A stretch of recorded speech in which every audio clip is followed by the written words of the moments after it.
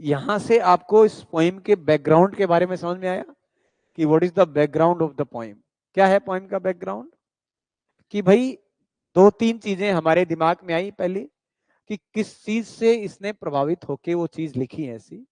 Number एक, कि भाई ये खुद इंग्लैंड में नहीं था, कहां था? इटली में था। और ये इसको लग रहा था कि मैं डायरेक्टली उसमें लोगों की हेल्प नहीं कर पा रहा हूं, क्योंकि जो पॉलिटिकल सिचुएशन है, जो पॉलिटिकल सिनेरियो है इंग्लैंड में, वो ठीक नहीं है, और मैं लोगों को डायरेक्टली हेल्प नहीं कर पा रहा हूं, तो क्यों ना एक पोइम के थ्रू मैं लोगों की क्या करूं, हेल्प करूं। इसके दिमाग में जो दर्द है, पेन है, एक तो पीटरलू मैसाकर की घटना इसके दिमाग में थी कि लोग कितना उस वजह से परेशान हैं, और उस वजह से पॉलिटिकल अनरेस्ट की सिचुएशन है इंग्लैंड में। और पर्सनल पेन की अगर बात करें तो 1819 में इसके बेटे की डेथ हो गई, विलियम की, तो उसका इंपैक्ट है। इस सब के इंपैक्ट की वजह से इसके दिमाग में दर्द भरा हुआ था, और इस भरे हुए दर्द के समय में खुद कहां था? इटली में था।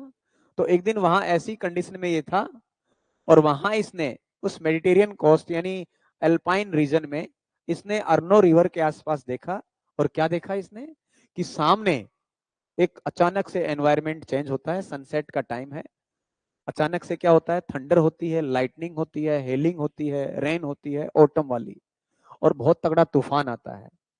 तो उस सीन को जब इसने देखा, तो इसको लगा कि क्यों ना मैं जो मैसेज पहुंचाना चाहता हूं, उसके लिए ट्रुप जो है, उसके लिए माध्यम जो है, मीडियम जो है, वो किसको बना लेता हूं? वेस्ट विंड को बना लेता हूं।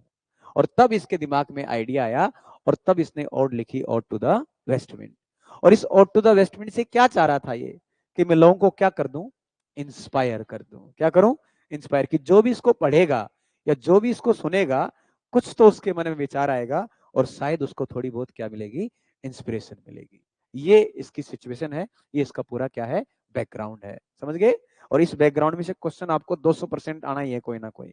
चाहे सन पूछे आपसे लिखने की, कब पब्लिश हुई वो पूछे आपसे, किसके साथ पब्लिश हुआ वो आपसे पूछे, कहाँ की घटना है वो आपसे पूछे, और किस चीज से इंस्पायर था, बेटे की डेथ हुई वो पीटरलू मैसाकर, कोई ना कोई क्वेश्चन पूछना है आपसे। तो ये सारी बहुत इंपॉर्टेंट फैक्ट्स हैं, इनको ध्यान रखना, इनके बारे में आपसे क्वेश्चन पूछेगा। Now everything is clear about the background of the point, you are aware about the inspiration etcetera. अब हमने कुल मिला के इसमें 5 कैंटो हैं। हम एक बार पहले कैंटो को पढ़ते हैं।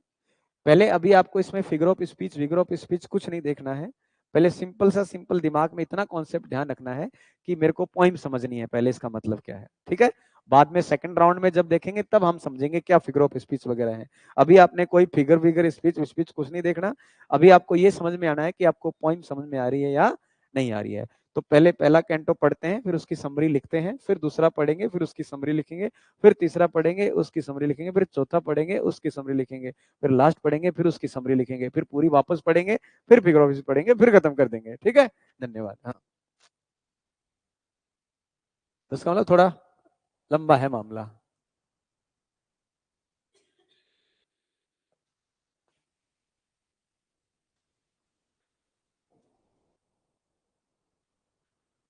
ये तो देखो बच्चे ने तो पोएम ही लिख दी कॉपी में पूरी।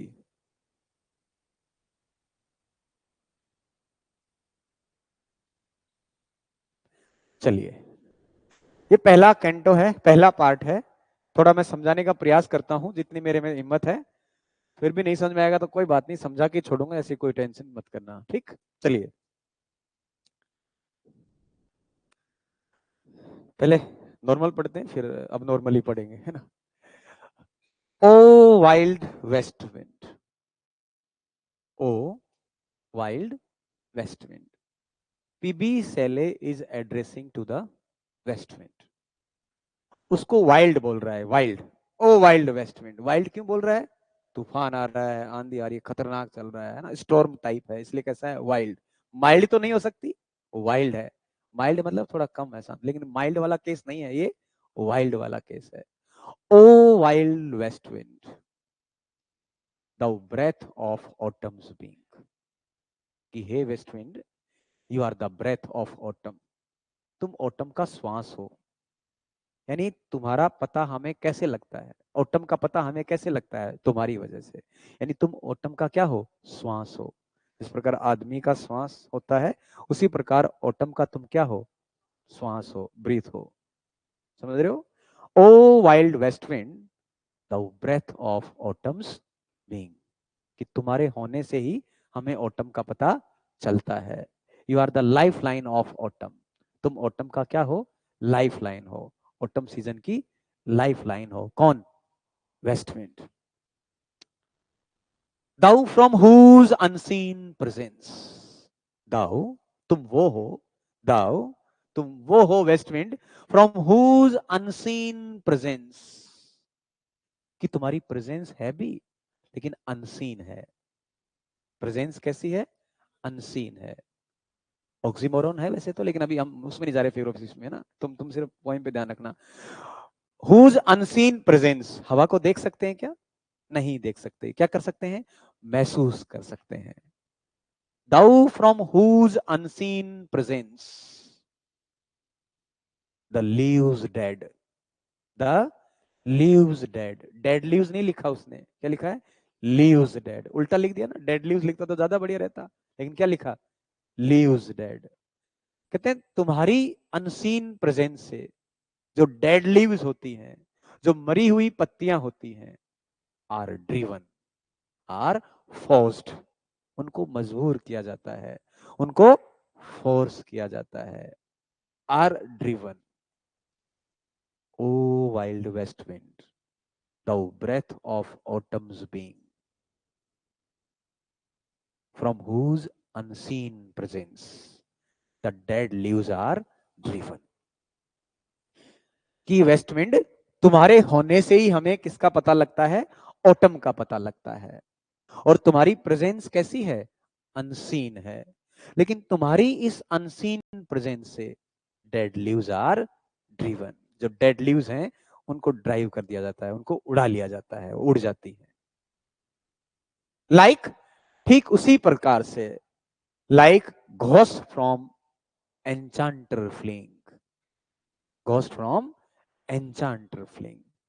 तुलना की है, सिमली, सिमली में इस्तेमाल किया है कि जिस प्रकार से एन्चांटर मतलब कोई जादू आ जाता है, जादूगर, कि कोई जादूगर जो होता है, उस जादूगर की प्रेजेंस से, उस जादूगर की छड़ी से जिस प्रकार से भूत भाग जाते हैं, घोस्ट, जिस प्रकार से घोस्ट जो है वो जादूगर को देखते ही निकल लेते हैं, भाग लेते हैं, ठीक उसी प्रकार से तुम्हारी प्रेजेंस से तुरंत रवाना हो जाती हैं। कौन? Dead leaves. O wild west wind, thou breath of autumn's being, thou whose unseen presence dead leaves are driven like ghost from enchanter fleeing. Clear है? क्लियर है यहां तक? हार्ड लग रही है? सरल तो है, कहां हार्ड है? हाँ। ओ वाइल्ड वेस्ट विंड, कि west wind thou breath of autumn's being, तुम ऑटम का क्या हो? श्वास हो, ब्रेथ हो, लाइफ लाइन हो, जिंदगी हो उसकी। दाउ, तुम, तुम तुम वो हो, फ्रॉम हुज अनसीन प्रेजेंस, जिसकी अनसीन प्रेजेंस से द लीव्स डेड, हम उल्टा पढ़ते हैं, the dead leaves are driven, are driven. किसकी तरह? Like ghost. घोस्ट की कंपैरिजन किससे किया? पत्तियों से, ठीक। Like ghost from an enchanter, यानी जादूगर, मैजिशियन, कि जिस प्रकार कोई जादूगर होता है, मैजिशियन होता है, उसकी जो छड़ी होती है उसके डर से फटाफट उड़ के भाग जाते हैं कौन? भूत। उसी प्रकार से डेड लीव्स रवाना हो जाती हैं, किसके प्रभाव से? वेस्ट विंड के प्रभाव से। येलो, ब्लैक, ये जो पत्तियां हैं, ये जो लीव्स हैं, क्योंकि ऑटम का सीजन है इसलिए पत्तियां मुरझा गई हैं। पत्तियों के अलग अलग कलर, अलग अलग रंग में हमें दिखाई दे रही हैं। कुछ पत्तियां येलो कलर की हो गई है, येलो, कुछ ब्लैक हो गई हैं, और कुछ पेल हो गई हैं, बिल्कुल मुरझा सी गई है। एंड द हेक्टिक रेड, और कुछ हेक्टिक रेड वाली हैं। देखिए पत्तियां देखिए आपने कभी ऑटम सीजन में? रेड है लेकिन वो हेक्टिक रेड है, मरा हुआ लाल कलर एक तरह से मान लो, hectic red. Pestilence stricken multitudes, pestilence stricken multitude. Strike का मतलब होता है किसी चीज का अटैक, स्ट्राइक का मतलब किसी चीज का अटैक होना, मल्टीट्यूड का मतलब बहुत ज्यादा संख्या में होना। और पेस्टिलेंस का मतलब महामारी मान लो एक तरह से। इधर देखो, इधर अब कुछ नहीं लिखना, अभी सिर्फ सिर्फ सुनना है। जिसने लिखा उसको उसका पेन तोड़ूंगा। सिर्फ इधर ध्यान देना, मेरी तरफ कुछ नहीं लिखना ही नहीं कुछ, बस मैं बोल रहा हूँ, मुझे सुनना, बहुत अच्छे से बोल रहा हूँ मैं। Pestilence stricken multitude. मल्टीट्यूड का मतलब संख्या ज्यादा है, स्ट्राइक का मतलब अटैक है एक तरह से, और पेस्टिलेंस का मतलब एपिडेमिक, महामारी, पेनेडेमिक, कोरोना। कि जब सपोज करो कोई महामारी होती है, तो महामारी बहुत सारे लोगों पे अटैक करती है, और इतना अटैक करती है कि इतनी संख्या में डेड लोग मिल जाते हैं, लाशें लोगों की इकट्ठा हो जाती है। तो समझ रहे हो क्या, कि जो पेस्टिलेंस होती है, महामारी जो होती है, उसका अटैक इतना भयंकर होता है कि मरने वालों की संख्या क्या होती है, मल्टीट्यूडनस होती है, बहुत ज्यादा होती है। वेस्ट विंड का प्रभाव भी बहुत है। ये जो पत्तियां है ना, येलो कलर की हैं, ब्लैक कलर की हैं, पेल हैं, हेक्टिक रेड हैं, ऐसा लग रहा है किसी महामारी की मारी हुई है ये। और इनकी संख्या भी बहुत है, इसकी पत्तियों की। Pestilence, stricken, multitude. Pestilence, stricken, multitude. बात समझ में आ गई? यहां तक पहला हिस्सा खत्म करता हूं इस पार्ट में, ये पहला पार्ट इसका खत्म हुआ यहां तक। तो यहां क्या कह रहा है पीबी शैली? पीबी शैली कह रहा है कि तुम जो वेस्ट विंड हो, तुम ऑटम का क्या हो, ब्रेथ हो, और तुम्हारी प्रेजेंस कैसी है, अनसीन है। तुम क्या कर रहे हो, डेड लीव्स को ड्राइव कर रहे हो। ठीक उस प्रकार से, जिस प्रकार से घोस्ट जो हैं वो ड्राइव हो जाते हैं, किसके प्रभाव से, जादूगर के प्रभाव से। पत्तियां कैसी हैं, येलो हैं, ब्लैक हैं, पेल हैं, हेक्टिक रेड हैं। कितनी संख्या में है, पेस्टिलेंस, स्ट्राइकन, मल्टीट्यूड, बहुत बड़ी संख्या में है। इस प्रकार से तुम उस चीज को डिस्ट्रॉय कर रहे हो, इसलिए तुम डिस्ट्रॉयर हो, इसलिए तुम डिस्ट्रॉयर हो। तो वेस्ट विंड को क्या बोला, डिस्ट्रॉयर। तुम कैसे हो, डिस्ट्रॉयर हो, you are the destroyer. O thou, O thou who chariots to their dark wintry bed, the winged seeds। तुमने पहला काम खत्म किया और अब तुम दूसरा काम करने जा रही हो। O west wind, O thou, O you, who, जो, चैरियट्स, चैरियट का मतलब रथ, जो अपने रथ में, अपने रथ में ले जाती हैं किसको, to winged seeds, winged seeds को। कि पत्तियां तो तुमने कर दी, ऐसे जाके कहीं ना कहीं इकट्ठी कर दी, ढेर बना दिया उनका, पेस्टिलेंस, स्ट्राइक एंड मल्टीट्यूड। लेकिन जो विंग्ड सीड है, सीड्स विंग्ड नहीं है, लेकिन सीड्स भी उड़ रहे हैं हवा में, और उड़ते हुए ऐसा लग रहा है जैसे पंख लगे हुए उनके, इसलिए कैसे सीड हैं, विंग्ड सीड्स हैं। कैसे सीड हैं, विंग्ड सीड्स। की जो विंग्ड सीड्स हैं उनको तुम अपने रथ में, अपने रथ में बैठा के ले जा रहे हो। कहां ले जा रहे हो, डार्क विंट्री बेड। कहां ले जा रहे हो, डार्क विंट्री बेड। कि उनका जो बिस्तर है, बेड है, जो जमीन अंदर, क्योंकि विंटर सीजन है, और उनके विंट्री बेड में उनको दबा देते हो ले जाके।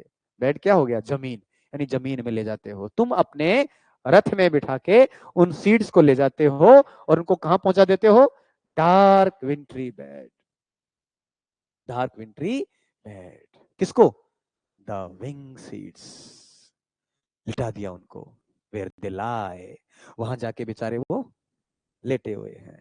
एंड कोल्ड, क्योंकि ठंडे का मौसम है, इसलिए कोल्ड एंड लो, नीचे जमीन में दफना दिया उनको, दबा दिया।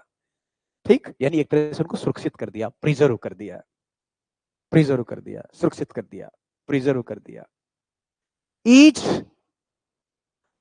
पत्तियों की तुलना घोस्ट वाले मामले से की। ईच, ये जो जितने भी बीज हैं सारे के सारे, ईच ईच ईच यानी seeds, each like a corpse, हर कोई ऐसा है जैसे कि उसको नीचे दफना दिया गया हो, दबा दिया गया हो। जैसे डेड बॉडी को दबा देते हैं, ऐसे सीड्स को भी क्या कर दिया, दबा दिया। Corpse, corpse within its grave, उसके ग्रेव में उसको दबा दिया, यानी उसको प्रिजर्व कर दिया, सुरक्षित रख दिया उसको।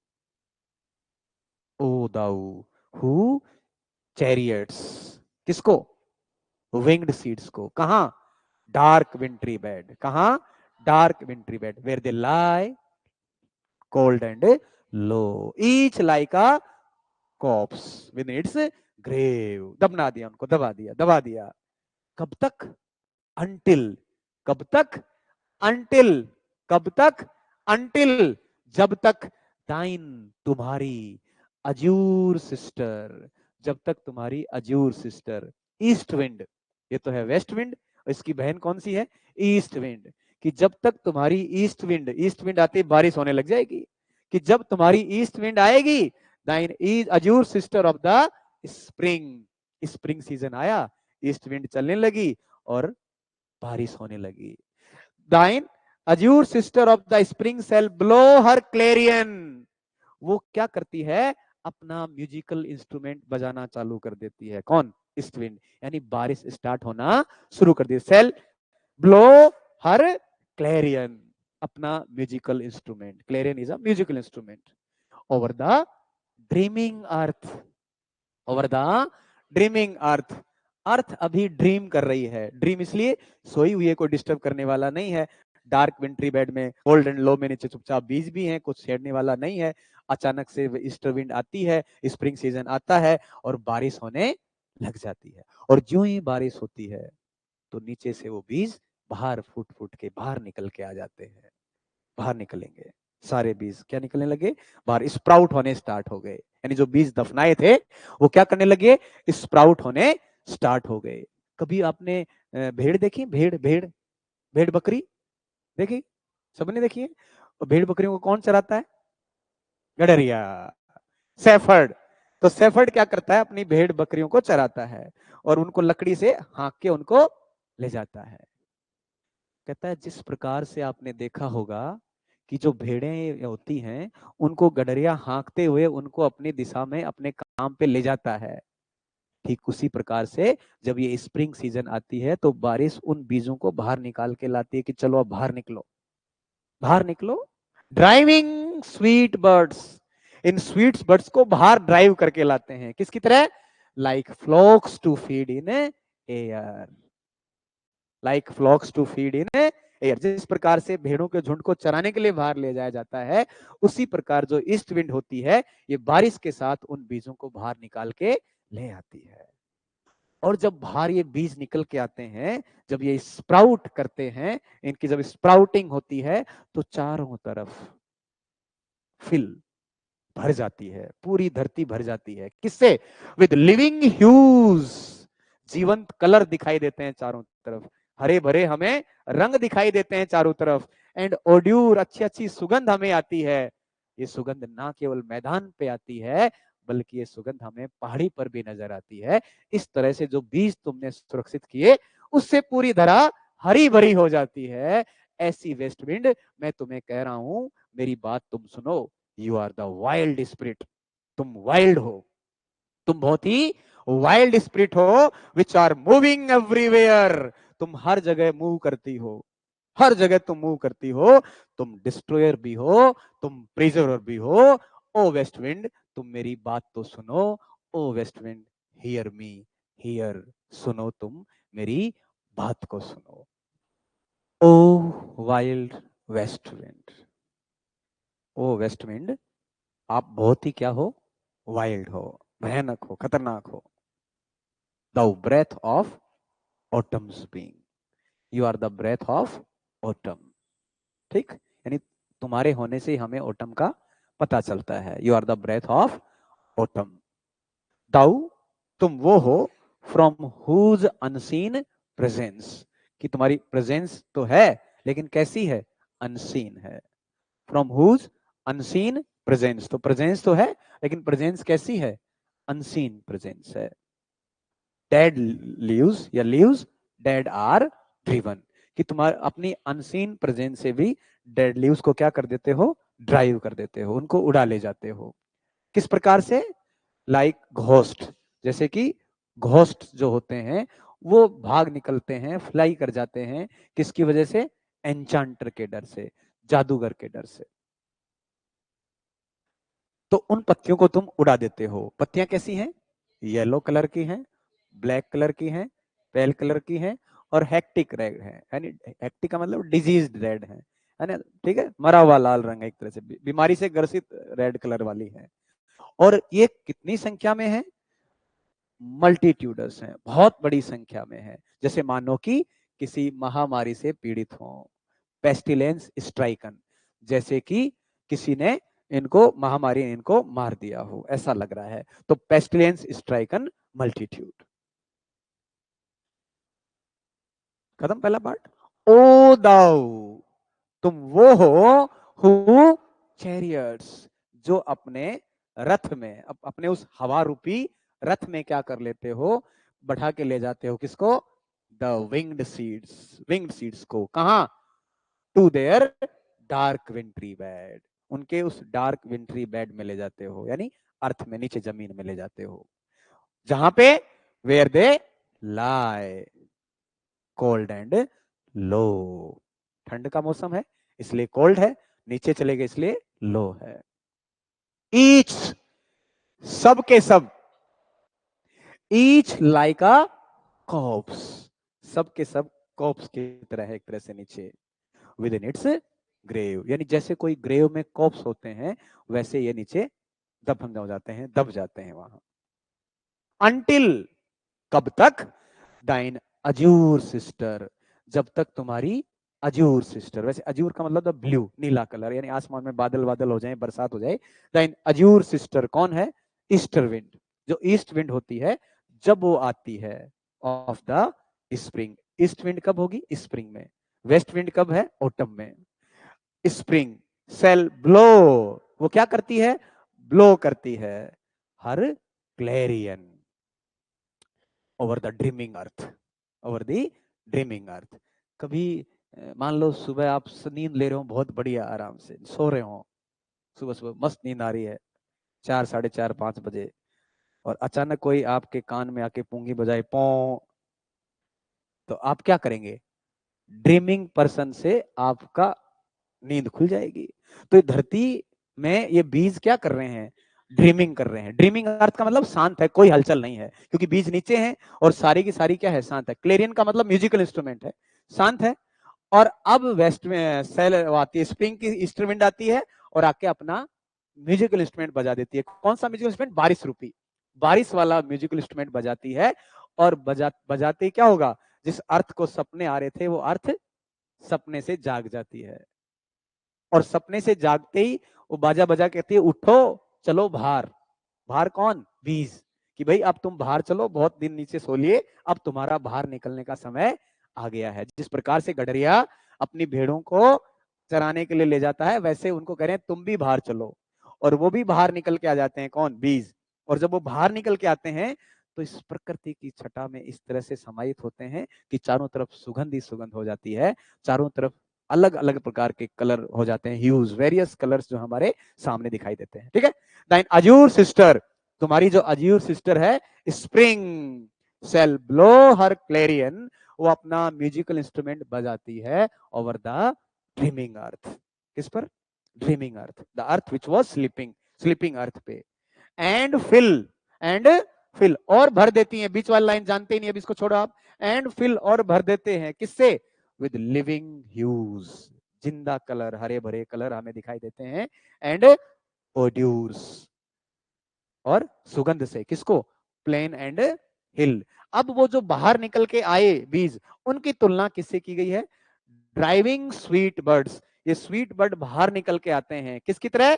Like flocks to feed in air, जिस प्रकार से भेड़ जो हैं, फ्लॉक्स हैं, उनको निकालने के लिए मान लो घर से गडेरी ने बाहर निकाल ली हो, उसी प्रकार के बीजों को भी स्प्रिंग क्या करती है? बाहर निकाल के लाती है। वाइल्ड स्पिरिट हो तुम, बहुत ही वाइल्ड स्पिरिट हो, विच आर मूविंग एवरीवेयर, जो हर जगह मूव करती है। कौन? West wind. वेस्ट विंड, तुम डिस्ट्रॉयर भी हो, तुम डिस्ट्रॉयर भी हो, यानी तुम शिवा भी हो, तुम शिव भी हो, और तुम विष्णु भी हो, है ना। इसमें क्रिटिकल एप्रिसिएशन पढ़ा, कभी पोइम पढ़ी है वेस्ट विंड पहले आपने जीवन में? पढ़ी है? क्या पढ़ी है? तो उसमें लिखते हैं कि ही यहाँ डिस्ट्रॉय ग्रुप में किसका काम करते हैं? शिव का काम, और प्रिजर्व ग्रुप में विष्णु का काम। तो तुम शिवा भी हो, तुम विष्णु भी हो, तुम डिस्ट्रॉयर भी हो और तुम प्रिजर्व भी हो।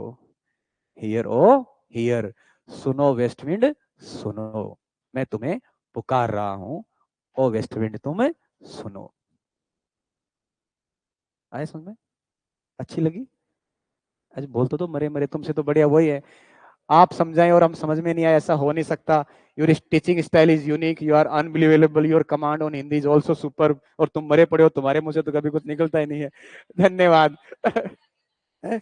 आ गया तुम्हारे समझ में? ठीक है, फिर कल करते हैं, इसको पढ़ के आना वापस से। अभी you should not focus any figure of speech etcetera. मेरा पहला टारगेट ये है कि पोइम आपको समझ में आ जाए, ठीक, क्योंकि थोड़ी हार्ड है लैंग्वेज, बट मैं समझा दूंगा आपको। ठीक है, थैंक यू।